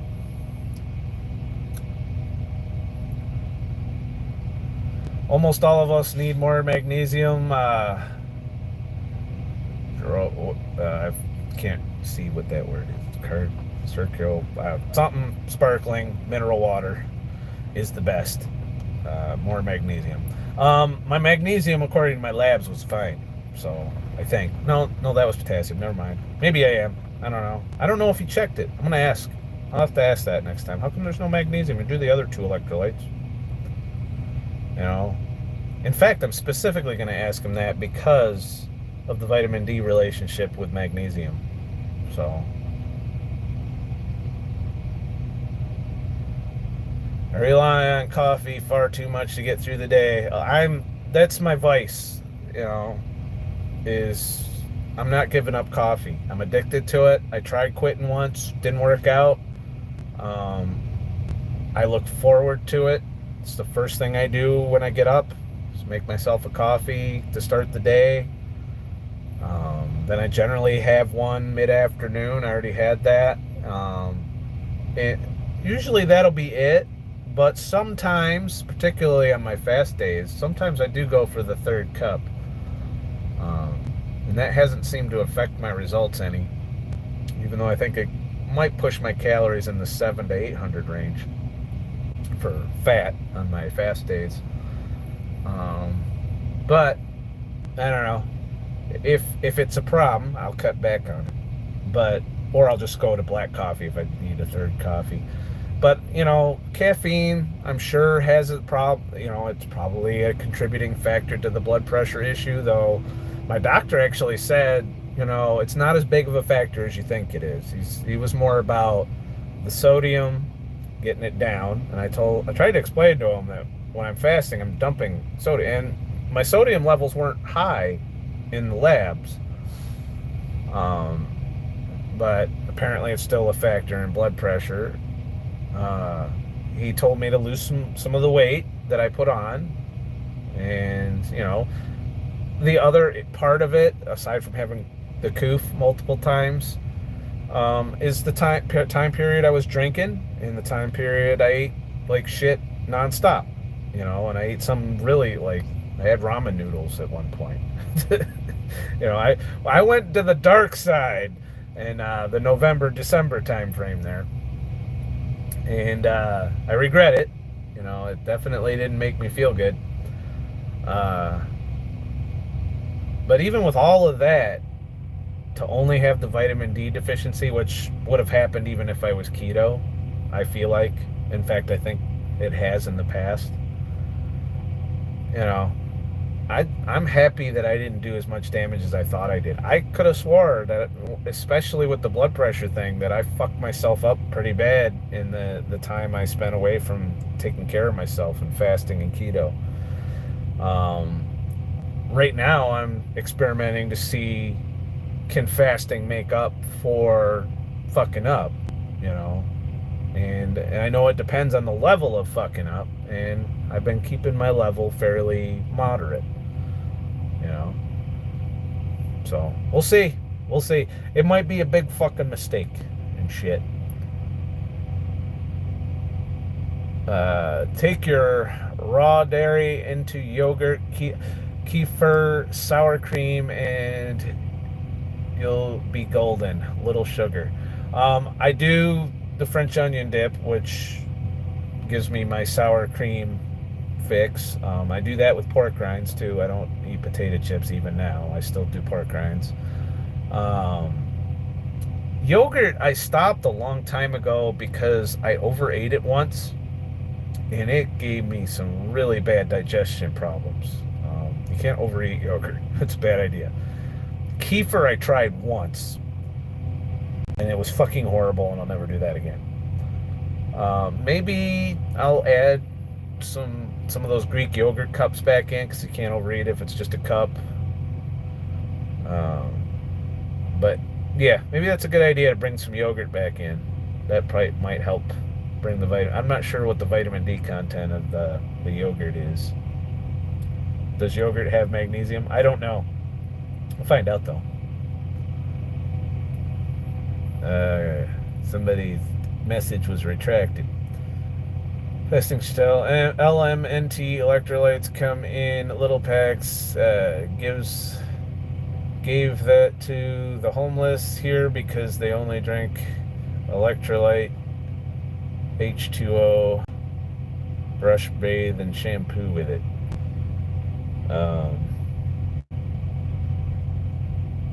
As far as electrolytes through water, it's hard to find good. I always go with spring water, but even then, because the reason everyone has to supplement with electrolytes a lot nowadays, when, especially if you're healthy, you stop taking in a lot of salt because most of the unhealthy foods are just loaded with it. And if you're not eating a lot of greens and shit, you're probably not getting as much of magnesium and potassium in particular. Unless you're eating lots of red meat and lots of eggs, so you do get a lot more of your electrolytes in that way. But you also got to think back to when we were fucking, hunter-gatherers out in the woods. Were we going down to the GNC and loading up on all this shit? No. Why? Because when you went down and boiled your water out of the river so you didn't get some kind of strange brain fungus, you had tons of electrolytes in that water. When I did my water fast at, out in the wilderness, my wilderness fast, you remember back then I did 5 days in the woods with no fucking food. And I was drinking from the pond. Filtered, of course. I didn't have any cramps or any issues whatsoever drinking that water. So I was a little scared to drink the water because it is New York State. But it was the Adirondacks. It was long ways away. It wasn't connected to any other bodies of water that I was aware of. It wasn't any industrial shit nearby. It was the Adirondacks. So I was like, yeah, maybe it's all right. I didn't die. So, but that's how we used to get our electrolytes. You also absorb through your skin. So if you're like in a natural water source, if you go swim in a lake, you're getting natural electrolytes that way, plus whatever microplastics and pollution or other shit that's in there. But you're also getting your minerals, so there's that. So be careful where you swim. Not that I'm paranoid about that or anything. My favorite's when I went to Lake Ontario and swam just in sight of the nuclear power plant. And I'm looking over at that, and I'm like, I'm swimming in the same water as that. I'm sure it's fine. I'm sure they take every precaution. Because they always do. These big companies. They make sure our health is not fucked up at all. Leaving aside the time I drove around Toronto and seen all the industrial shit on that end of the lake, and I'm just like, I'm sure it can't come all the way over. I try and leave aside the fact that that's the drinking water for a large area surrounding it. Thankfully not Syracuse. Not that, we have Skinny Atlas, so we only get glyphosate in our water. But, a large portion of Canada drinks water from Lake Ontario, and I'm just like, meh. But, I don't know. My point, before I got off on that tangent, is That's how we used to get our electrolytes, by drinking and bathing in the water in nature. There was no supplements. You know, eventually we learned to season our foods as a pre- preservative measure mainly, but I'm sure we enjoyed salt. But that used to be the only way to keep your food from going bad, pre-refrigeration. So there's that. Um, so yeah, and of course we ate the whole animal, including the bones. We cracked the bones and made, shit with them, stuff. I don't know. Watch alone, you'll learn. Rosalba, have you noticed that the doctors should tell you to lose weight are overweight them who tell you to lose weight are overweight themselves? Yeah, he actually acknowledged it when he was telling me that. Um, he's like, I tell you all this stuff, but look at all of us, we don't do it either. And the resident, because he had a resident who was there too. She was like almost obese. But no, they don't practice what they preach. And a lot of them preach the guidelines. I will say that my doctor he's got to be close to 70. He looked old. I don't know. I'm sure you appreciate me telling you that. But I don't know. I just like that he actually preached nutrition, lifestyle over medication. He's like, look, I can give it to you, but I'm on the fence. I don't think you need it. I think if you do these other things, you'll get there. And that is rare. It's a stark contrast to the, oh my God, you don't have that shit in your arms, doctor, that I saw in the ER. I don't know. I also like that he didn't try to ask me any of that shit or talk to me about it. This is a wellness check. They're supposed to go down the list and ask you all kinds of questions and and it didn't even come up. And I just, I felt like I won the fucking lottery in terms of, as long as that's my doctor, my general practitioner, I'm confident I won't be in the hamster wheel anytime soon. Vitamin D issues aside, of course, and blood pressure. My blood pressure fucks up still. He is sending me a blood pressure cuff,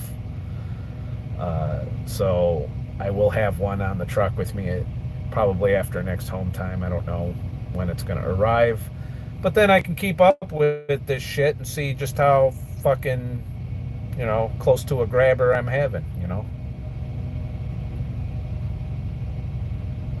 shit. This fucking sunlight is making the screen dimmer. Let's see here. Stranded. There is vitamin D that is extracted from milk, if that's any consolation. Bit more expensive, but not incredibly so. Apparently 10 is very low. It's half the minimum. So I'm low, like low on vitamin D by their standards. I don't know how that works out. I don't feel as that bad. I feel fine. Maybe that's contributing to the blood pressure thing. I don't know. But that being said, he wants me on prescription level shit. Like, he said he transitioned me to over the counter. So we'll see. I'm on the fence. Like I said, I'm against supplements. I've always been against supplements. To me, it's just an extension of the pharmaceutical industry. It's people making money, telling you gotta have this, you gotta have this. If you don't have this, you're fucked. You're gonna die. You just better eat it. You just gotta have this every fucking day, twice a day, 3 times a day. That'll be $75, please. $75 the rest of your life. Nadine. She used to have this like box of supplements just filled with every supplement you could think of. And she would sit there every night. And this had to be like $300-400 worth of supplements in this thing. and just open another bottle every day. And, I used to talk to her because I was early in my nutrition thing, and I used to be like, are you sure you want to do all that? I mean, do you even know what that's doing to you? Do you know the proper balance? Do you know how everything works together? Do you know how things that don't work together? Do you know when how much is too much? Because you can have too much of some of these things and they can have severe consequences. You know, and it didn't make a difference in her health. The most difference I ever saw in her health is when she did stick to keto, which she obviously didn't stick to. But going through that and I seeing her go do those things and looking at how everything turned out, that just made me even more anti-supplement. I'm like, it's a waste of time and resources in a lot of cases. That's my opinion. I don't know. I'm sure there's going to be some supplement popping motherfuckers who are going to hate me for that, but you do you. I just personally have been anti-supplement this whole time. If I couldn't get there on my own, then I said fuck it. And it's vitamin D. This is not my first rodeo being low on vitamin D. It's a common thing up north. And for people that are sedentary and stay inside and don't get out much. So I'm hoping, that the 6-month period, I've got some hikes under my belt, and we'll see what happens there. So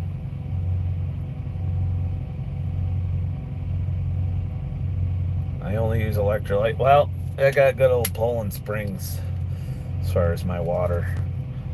And I usually go with this brand because I've been up to Maine. I've picked up from both the plant that they get this from and the plant that they bottle it at, both of which are in fairly remote areas in Maine. And I don't know why, but that gives me a slight warm fuzzy. It's not near any of the bigger cities. It's and if you go further north in Maine, it's very wildernessy. So I'm hoping that maybe there's some electrolytes in here, but I don't know. There won't be after I get done sitting in this truck without a fucking air conditioner, though.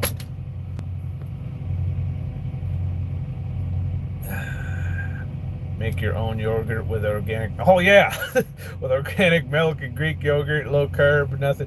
Hold on while I fucking let some shit grow in here. I'm sure it'll turn out fine. I'm sure the diesel fumes will coagulate with whatever I'm growing. Sorry, but that's just not something I'm doing out here. I don't even want to make a fucking ribeye. You want me to grow yogurt? I just can't. I can't, Angie. So, Brian M. I just hiked the Grand Canyon and drank from Colorado like a wild animal. It was great. I don't know. Isn't the Colorado River polluted, though? I could have swore I read something somewhere that the Colorado River is polluted. I know, but if you felt good, more power to you. I don't know that I would drink from the Colorado River, though. I don't know. That's a tough one. So, because I know some of the northern parts of it, I don't know. That's a tough one. I don't know if I'd drink from there. At least not with it. Obviously, if I was dying of fucking thirst, I would dive right in because, dying of dehydration would take precedence over slow death from some poison that was in the river. But still, I don't know. I'm very finicky in drinking out of water anywhere really that isn't monitored. Just because I don't know what's been dumped in there. When you see some of the shit that people do and the pollution and the things that people throw out and dump into shit, it's there's people shitting in these lakes in the middle of the woods, and you go and you drink that and you're drinking their shit water, and I'm just like, just thinking about it makes me not want to drink water ever. So, but yeah, I don't know. I've got a weird thing about it. Doesn't mean I won't do it if I have to. With a lot of filtering and boiling and shit. Try the Greek yogurt. It's too good for 1 cup. Has 2 grams of sugar. Oh yeah, Greek yogurt's. Like I said, it was just that I overate it that one time and had the stomach problems and shit. Chuck guys are great and cheaper. I don't know. I like tender meat and I like lots of fat in my meat, so that's why I'm such a fan of the ribeye. If I could eat a ribeye every day, if I didn't have to fucking cook and clean up after it, I'd fucking eat one every day. That'd be like my meal every day. That, and I'd have like an omelet in the morning or something. I do like omelets. I do a lot of omelets when I can, if I can find them. Rosalba, I've taken my daughter to the doctor 3 times. She is 27 years old, and the doctor never asked about her getting or having the juice. Well, and you got to keep her, I think, as far as the doctor goes. You know, it's a question of finding a good doctor. You know, if your doctor's first move is to pill you up without addressing lifestyle and diet, in my opinion, you don't have a good doctor. You should look for one that's not just a fucking Pfizer salesman. You know, like if you're going to get your checkup and it's a Dr. Fauci disciple, then you probably might want to go look for another doctor. That's just what I would do. It's my personal fucking opinion, but the fuck do I know? Shit. Please. Or shit, I can't see your name. Greetings from Tennessee. You hanging in West, Middle, East Tennessee today? Been thinking of getting back in a truck. Do you have any advice regarding companies or anything in general? Take it easy, man. I am in I think the middle. I don't know, somewhere. I'm in Tennessee, in the middle of nowhere right now. I'll probably hit Memphis tomorrow, and then I'll be down to Mississippi after that. As far as advice on companies, it really just, it's hard to say nowadays with all the bonuses flying around, and it's really just what you want. If you're just starting out brand new, you really have no choice but to work for a big company, because they're the only ones that can afford the insurance for you not having 3 years experience. And you're not going to get paid a whole lot in that. You'll get paid better than you would like working in like a factory or McDonald's or something.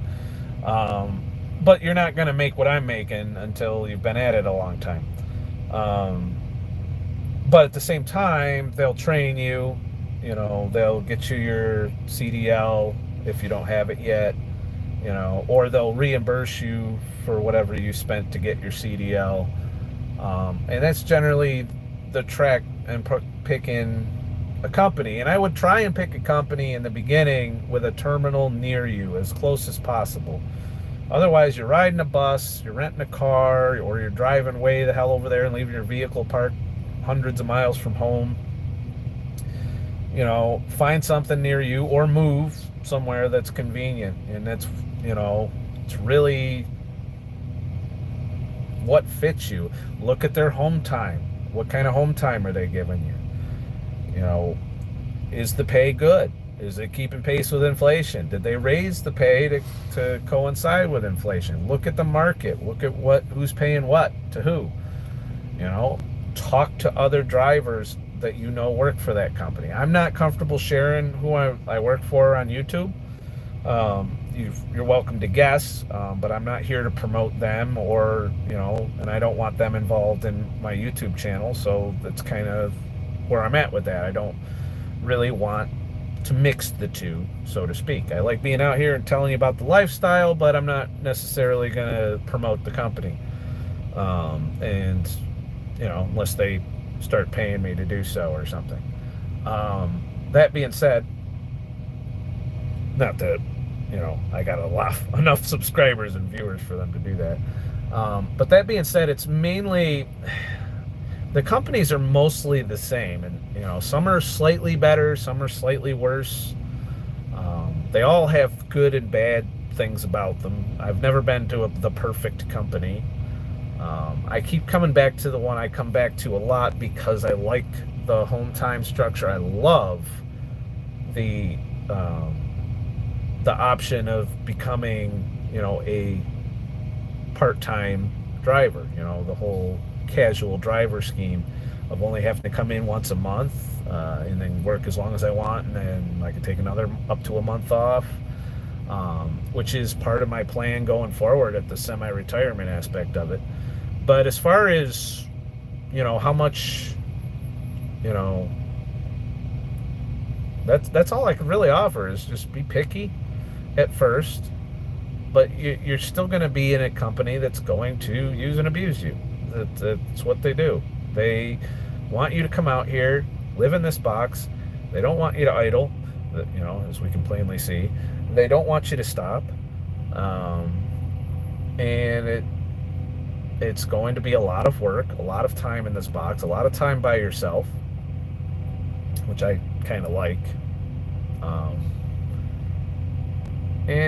But there's perks, you get around, you get to see the country.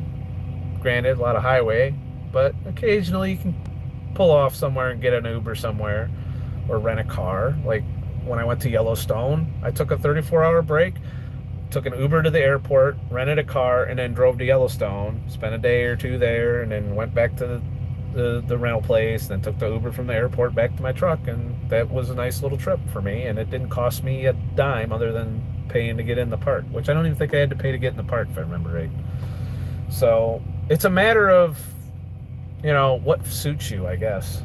Anyways, that was a nice little tangent. I gave you as much information as I could without getting into the companies. You're going to have to do your homework, There's no doubts about it. Every company is different. Every company, in regards to what accounts they have, what kind of dedicated accounts, what kind of over-the-road programs. I mean, there's some that don't have 48 states. They just want you to run in your little area. And I like 48 states. It's another reason I keep going to this company. You just got to think about your goals. What kind of truck driver do you want to be? You want to be home every weekend? Well, there's a truck company that's better at that. If you want to be all over the country, there's better trucking. You just got to look at what you want to do and find a company that does it well. And you're going to hear people bitching. You can't go by driver reviews because drivers bitch all the time. I'm bitching right now. I'm like, this fucking truck shuts off. So you can't really put a lot of weight on the disgruntled drivers. I'm happy with this company, but 2-3 weeks ago I saw a guy who was come storming into the window and was like, fuck it, they strand you here. This company just strands you. All my shit's in the truck. I gotta get over there or I can't fucking get it. And I know I'm only hearing half the story there. I'm sure if you're reasonable and you treat people like human beings, that you're not going to get fucked up in this company that I'm in. But this guy was losing his shit. And I'm just like, I've lost my shit here and there, but I've contained my composure enough to make sure that I didn't quit when I was fucking in the middle of nowhere. You don't quit till you're parked at home. And the way you do it is you go home and then you just don't come back. That's how you quit. You don't fucking get pissed off in the middle of the country, thousands of miles from home, and then they're like, oh, fuck these fucking people, and then you leave. I mean, it's just like, and then you expect them to pay your way home. Yeah, that's not how that works, But you're going to find drivers like that just are miserable fucks, and they just can't hack it out here. They don't make it. They don't make it to the fucking 16-year mark, which is where I'm at. I've quit a bunch over the years. I've been rehired a bunch. It is what it is. It's not an easy life or lifestyle by any stretch. And if you're not nomadic, if you don't like being out here, honestly, if you're all about your home life and having a family and having a boyfriend or a girlfriend, or, if you're into doing all of that, this really isn't the best place for it. Even if you're local, you're still working your ass off, and you're going to be too tired to really do anything else in that situation usually. I like over the road. I don't mind being out here. I don't mind being by myself. I like socialization. That's why I keep going back to New York. I don't have a need for a relationship, so I'm just kind of doing my thing out here, and it's a nice, easy pace, I think. At least that's my thoughts, anyway. All right, let's scroll down a bit. That was a long one. You got me good there. Let's see, we're at 2 hours. I think I'll do a few more. Brian M. Scotty, I'm in my own van, slept next to a bunch of truckers off Highway I-25, northern New Mexico. I've arrived. I look forward to getting back out in the Prius when I get done with my trucking sessions, you know, where I have the freedom to go wherever I want, which I don't necessarily have here. So, I don't know. I'll be out there again soon as a Prius nomad instead of a trucker. By soon, I mean in a year, at least. I want to get a nice pile of money going and shit. Go to Walmart lot, go car to car, licking everyone's door handles. Helps the immune system. I don't need to do that. I go on the truck stop shitter. So, Rosalba Scott, I just want to reiterate how grateful I am for all the truckers that keep working despite all the bullshit going on. I appreciate you and shit. I am curious, speaking of truck drivers working, I haven't kept up with the convoy. I don't know where the convoy's at this weekend. I want to know what happens when they get to DC. It's like watching reality TV. So, Scott, are you okay? The word going around is that you have heart disease. Oh, shit. Can't stay on too long. I don't have a heart problem fasting Chanel. If you watch back, you'll see that my lipid profile is great. I am in the clear. My triglyceride HDL ratio is spot on. It was clickbait. And it worked, apparently. So, sorry to clickbait your ass, but hey, I gotta get my views any way I can. I gotta jump dancing while cleaning day. Take care. Good to see you again, fasting star Chanel.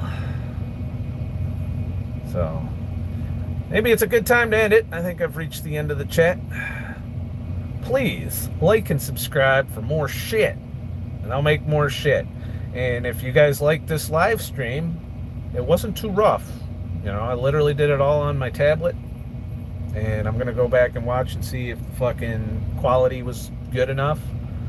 I was able to keep up with the chat as opposed to the phone where I'm just like this the whole fucking time, and then you see me doing this and you're like, what the fuck kind of unprofessional bullshit is this? Please head to ScottTheTruckDriver.com and sign up for my free email list so that when I do this kind of shit, I'm still going to email you and let you know that I'm on here, so that maybe you can make it. And if I can give you more notice than a half hour, I'll try to.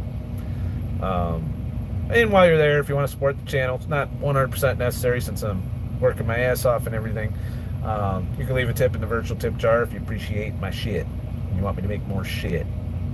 I'm going to try and pump out a little bit more videos now that I have a little bit more data, but we'll see. I'm still getting used to having the 100 gigs plus the 30 on my phone, so it's 130 gigs a month I get out here of data, and it generally use up 1.5 gigs to 2 gigs when I post a video between, premiering it and uploading it.